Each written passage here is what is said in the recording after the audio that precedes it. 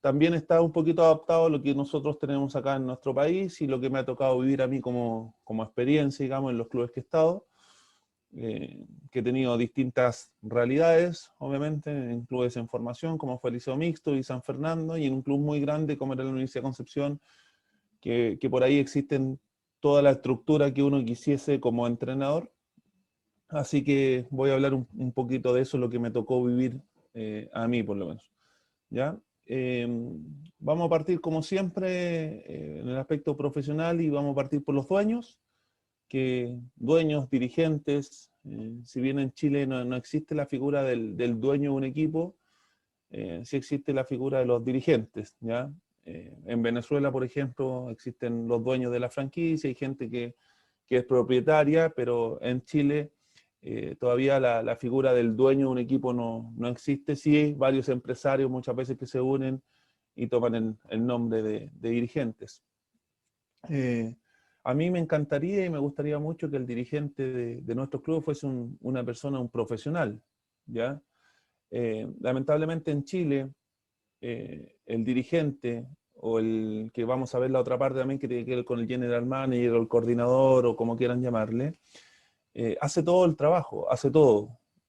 Desde ir a buscar a un extranjero al aeropuerto, la logística de extranjero y hablar también contigo muchas veces los sueldos, ¿ya? Pero para mí el dirigente o los dueños o el directorio está por sobre esta figura del general manager, que la vamos a ver un poquito más adelante, que tiene que ser para mí una persona, un profesional, ¿ya? ¿Quiénes son hasta ahora? Por lo menos en nuestro país, es el padre de algunos de los chicos de formativa, que le gusta mucho, que es un hincha, que es muy apasionado, un cercano al club, o algún empresario de la zona que tiene recursos, que tiene un buen aval atrás y quiere hacerse cargo del club, pero en forma, llamémoslo así, no profesional, no remunerada y por ahí no preparada, ¿ya? Eh, no están preparados prácticamente, y en Chile se habla mucho que la parte más coja de la mesa son los dirigentes y son los que toman las decisiones.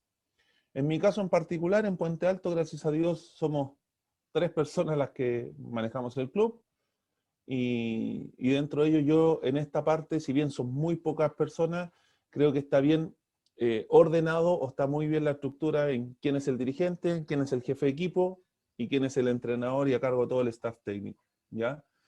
El dirigente para mí, una de las tareas principales es llevar a cabo un proyecto deportivo. Cuando el dirigente va en busca de un entrenador, ese entrenador se tiene que amoldar al proyecto que tiene el club. El entrenador tiene que saber la idiosincrasia, tiene que saber la historia, tiene que saber qué gente trabaja, tiene que empaparse un poquito con el conocimiento del club. Pero el que lleva a cabo todo esto es el dirigente. ¿Bien? Cosa no menor y muy importante para los entrenadores cuando nos entregan un presupuesto es gestar los recursos. Por lo tanto, el dirigente tiene que salir a gestionar recursos, vía sus contactos, vía proyectos, vía trabajo a través de distintas entidades o por el nivel de contacto que tiene en la zona, ¿ya? Tiene que, una de las principales cosas que tiene que hacer o tareas es salir a buscar los recursos económicos para un buen presupuesto y un buen pasar en la temporada. Eh, Saber delegar es sumamente importante. A uno le pasa como entrenador muchas veces que dice si no lo hace uno, no confía mucho. Le cuesta al entrenador delegar muchas veces, le cuesta que otra persona haga o piensa que lo va a hacer mal, uno siempre piensa que lo va a hacer bien. El dirigente es muy similar en eso, no le gusta mucho delegar y a veces tiene tantas tareas encima que no alcanza a hacerlas todas. O hace algunas más o menos y otras más o menos mal. Y a veces uno como entrenador es tan exigente con uno mismo que es exigente con el resto. Entonces hay muchas cosas que a veces no van a la velocidad que uno quisiera como entrenador, ¿ya? Ser un facilitador, o sea, el clima de la participación de toda la gente depende mucho del dirigente, del trato, de la comunicación, de cómo recibimos al jugador, cómo recibimos al entrenador, cómo es mi comunicación con el gerente deportivo, ¿ya? O sea, el dirigente tiene que ser un facilitador de toda esta especie. Orientador, claro, conducir con una visión clara, lo dije un poquito más arriba, en el proyecto deportivo, ¿cuáles son mis objetivos este año?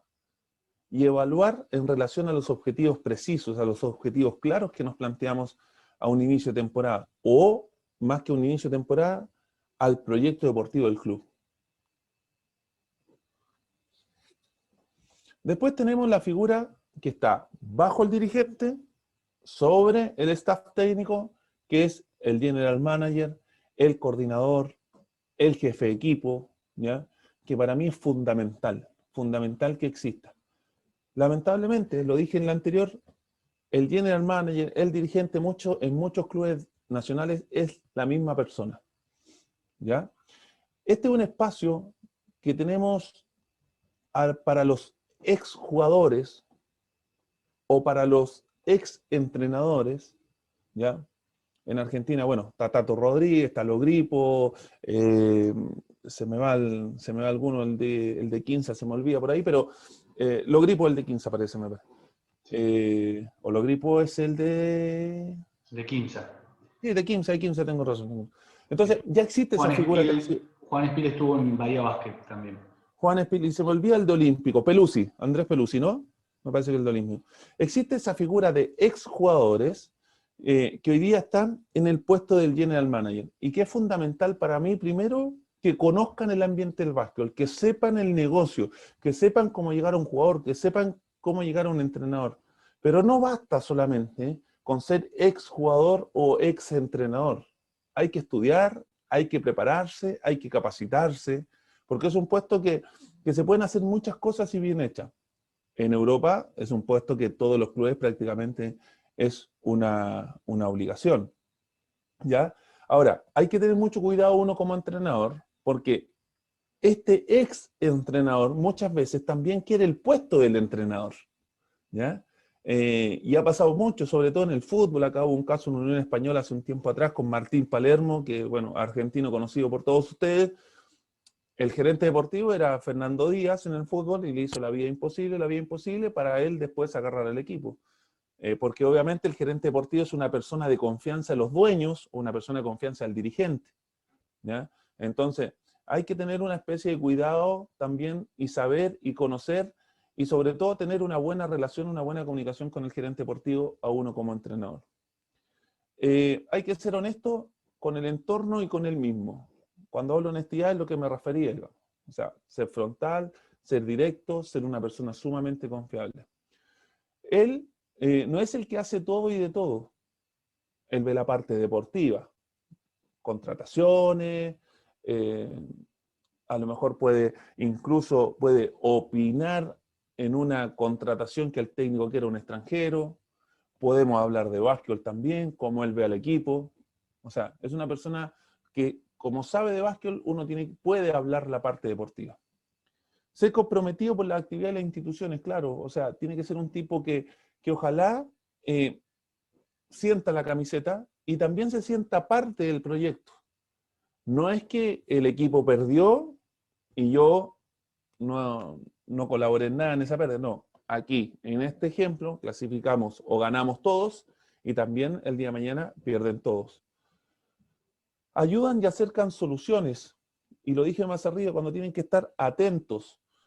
Y cuando hablo de la palabra atentos, hablo de decir, la logística de Chile es muy, muy similar a la de Argentina, donde la mayoría de los equipos se mueven en vía terrestre, por lo tanto, a veces hay imponderables que este tipo de personas tienen que acercarnos a la solución, tienen que solucionar problemas rápidos, ¿ya?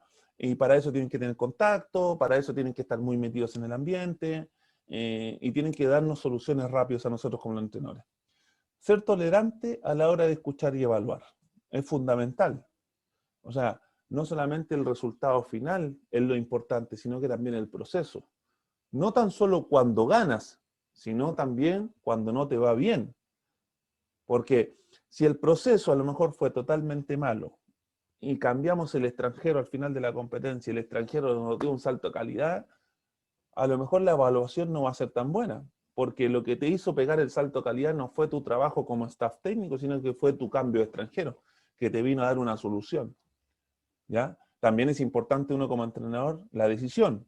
Pero por ahí hay muchas veces que uno tiene una temporada tremenda, muy buena, y por una lesión o de un jugador importante o lo que fuese, te va mal, pierdes el partido que no deberías haber perdido y se forma en una especie de fracaso cuando sabes que en lo normal a lo mejor no fue así. Entonces, a, tiene que ser tolerante, tiene que saber escuchar y también saber evaluar. Permiso. Otra problemática del entrenador tiene que ver con el staff técnico.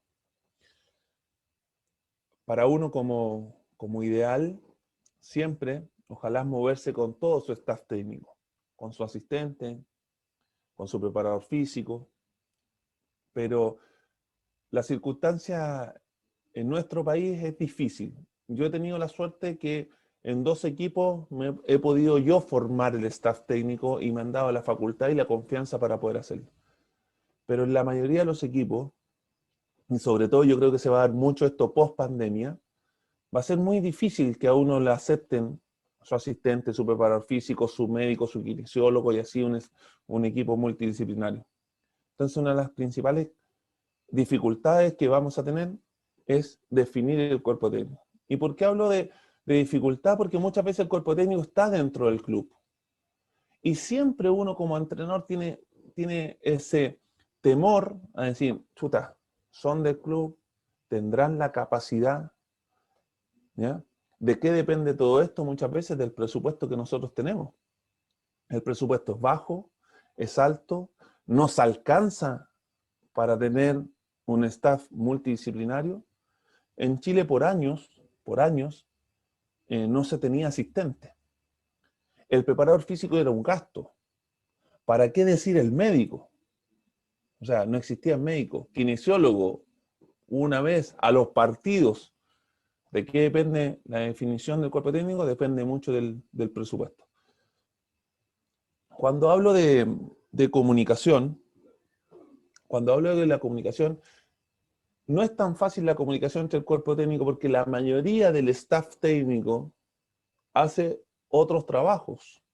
El kinesiólogo muchas veces tiene su consulta, el médico lo mismo, el preparador físico hay algunos que están estudiando, hay otros que tienen un trabajo extra para hacer un monto relativamente aceptable.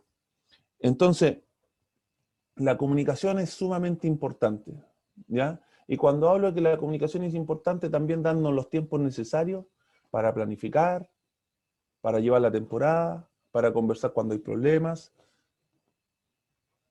Los roles. No es fácil aceptar los roles. Eh, Muchas veces tenemos un asistente protagonista.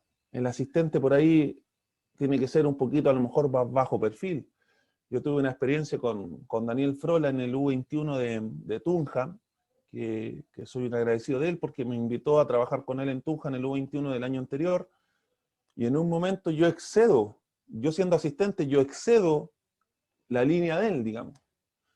Y él en un momento me lo hace ver, y hace ver su molestia, digamos. Yo sin ninguna mala intención, pero obviamente el entrenador jefe es el protagonista. Entonces no es fácil a veces aceptar los roles. A mí me costó porque hace muchos años que no venía de ser asistente. En mi primera etapa, en el 2003, 2004, y de ahí para adelante siempre fue primer entrenador. Entonces no es fácil aceptar el rol. No es fácil a veces pedirles tareas. Hoy día el asistente tú le dices, yo quiero esto, pero a uno como entrenador le gusta que le entreguen esto más esto otro. La estadística avanzada, cosas distintas, o que sea muy proactivo, que llegue con una cosa adicional y todo eso. ¿Y para qué decir los egos? Los egos en los entrenadores es un problema. Uno de los principales errores de un entrenador es que se sienta más importante que el jugador. Para mí siempre el jugador es el importante. El jugador es el que me hace ganar. Las pérdidas para mí son compartidas. Pero el entrenador, o sea, el jugador es el que mete la pelota adentro. El jugador yo lo tengo que hacer sentir bien y con confianza, ¿ya? O sea, y el jugador muchas veces esto se da cuenta, cuando el entrenador es demasiado protagonista o es demasiado yo, no le parece muy bien al jugador. Vamos con el vestuario.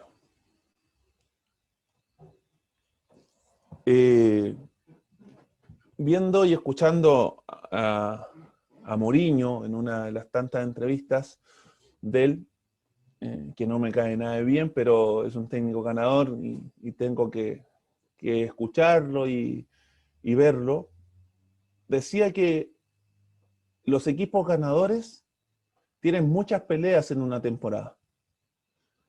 Y a mí me hizo mucho ruido porque en el equipo del Liceo Mixto muchos años atrás, en la temporada teníamos muchas peleas, muchas discusiones. Incluso muchas veces nos íbamos a las manos, no el entrenador, pero muchas veces entre los jugadores.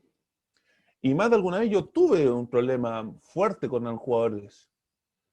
Y jugadores importantes dentro del equipo. Pasaban 2 meses que a veces no nos hablábamos. ¿Ya? Pero era tan fuerte el ambiente que teníamos y la competitividad que teníamos y las ganas de ir a un objetivo en común que cuando teníamos que estar unidos realmente los hacíamos. El líder, hay que estar bien con el líder, se puede estar mal, el entrenador puede estar peleado con el líder. El líder es una parte muy importante dentro de un equipo, en el cual uno como entrenador tiene que darle los espacios del vestuario, del camarín, de que también ellos solucionen los problemas entre ellos, de que puedan conversar solamente ellos, de que el líder se pueda acercar al entrenador y decir, coach, está pasando esto. Obviamente las cosas son mucho más fáciles cuando el líder lo tiene del lado de uno y lo tiene convencido y hay una credibilidad. ¿Ya? Decisiones, ¿cuándo se toman las decisiones? Yo, en lo personal, las decisiones las tomo cuando hay algún problema y este problema daña al equipo. Yo soy de las personas que en ese momento tomo decisiones. No me importa la etapa del torneo.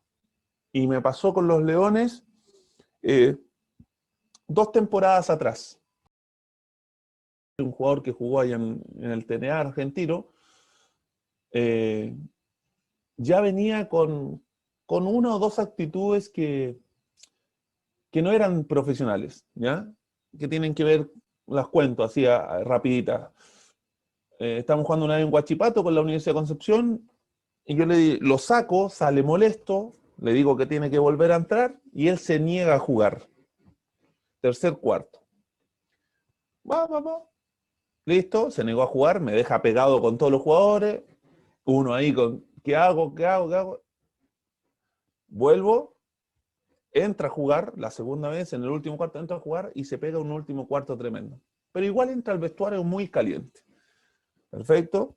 En caliente yo no hablo, hablamos el martes cuando volvimos, le cayó una multa, eso es muy importante, tener el respaldo del dirigente atrás, le cayó una multa importante monetaria. Fue la primera. La segunda vez, en playoff, con Leones, empuja al dirigente, empuja al asistente y se los quería comer a todos porque a alguien no le pasó una pelota. Y perdimos. Para afuera. Íbamos, me parece que 2-0 abajo. Pum, fuera. Entonces, ¿cuándo yo tomo decisiones? Cuando ya está la cosa dañando al grupo, dañando al equipo. Y eso ya era insostenible, una situación así. Es más, como todas las personas nos equivocamos, la temporada próxima, la que venía, volvió. Y volvió una seda. Y volvió primero convenció al asistente, y el asistente en su momento a mí me dijo, Pablo, o soy yo o es él. El asistente me dijo. Obviamente yo elegí el asistente. ¿Qué hizo Jerome? Convenció al asistente y fue el asistente que me dijo, Pablo, ¿sabes qué? Démosle una oportunidad. Me convenció. Y cuando vino muy profesional y vino con otra cabeza y todo eso y cambió. ¿Verdad? A veces uno dice que las personas no cambian, pero bueno, la verdad que cambió.